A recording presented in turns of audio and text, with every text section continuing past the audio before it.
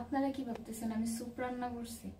মানে রাত্রের বেলা চিকেনের স্যুপ খাবো এমন কিছু না, মোটেও তেমন কিছু না। আসলে আমাদের খাওয়া দাওয়া শেষ হয়ে গেছে আরো আধা ঘন্টা 40 মিনিট আগে।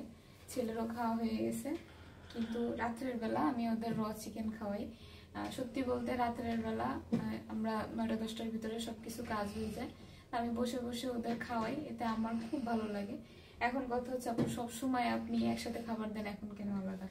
আসলে আমার পাশে যে অ্যাডাল্ট মেলটা আছে, একটা হচ্ছে ও নিউট্রাল করে না, আরেকটা ক্যাট হচ্ছে আমার সবচেয়ে পুরনো বিড়াল মিকি, ও নিউট্রাল করে। আপনারা সবাই ভালো মতো জানেন যে একটা নিউট্রাল ক্যাট প্রচুর পরিমাণে খায়, তো সেক্ষেত্রে আমি যদি একসাথে র মাংস দিই, ওই অ্যাডাল্ট মেল দুইটাই খেয়ে ফেলে, ফিমেল দুইটা আর ভাগে পায় না।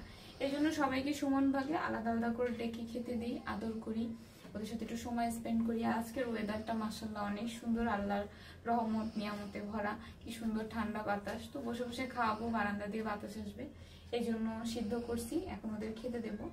এখন আমি সবাইরই সমান ভাগে খেতে দেবো। এই যে মাংসগুলো পিস করা, সিদ্ধ করা। আর মাংস সবসময় আপনারা অনেকে পানি ফেলে দেন, এই কাজটা প্লিজ কেউ কখনো করবেন না।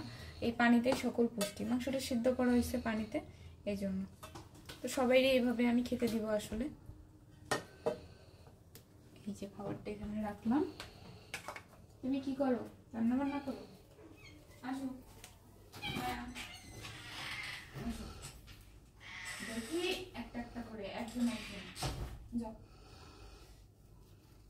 এটা হচ্ছে আমার সুন্দরী কন্যা, ও হচ্ছে খাওয়া দাওয়ায় ফার্স্ট, সবকিছুতে ফার্স্ট, দুষ্টামিতে ফার্স্ট, কিন্তু ডাকাডাকির ক্ষেত্রে এত নরম গলায় ডাকে। আরেকটা বিষয়, অনেক আপুরা আমাকে বলতেছে যে আপু তোমার ওদের পছন্দ এরকম কেন?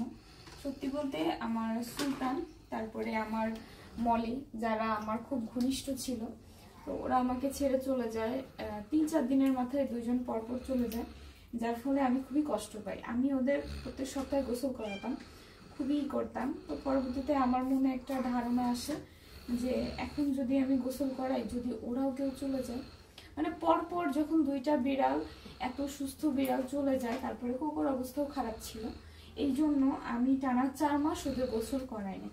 ইনশাল্লাহ সামনে নিয়ত করছি, আল্লাহর রহমতে, আল্লাহর হুকুম হোক, আমি হচ্ছে আরেকটু গরম পড়লে ইনশাল্লাহ ওদেরকে আমি গোসল করাই দিব। দেন আপনারা দেখবেন ওদের আমি খুব যত্ন করি, কিন্তু এই কয়দিন আর করিনি।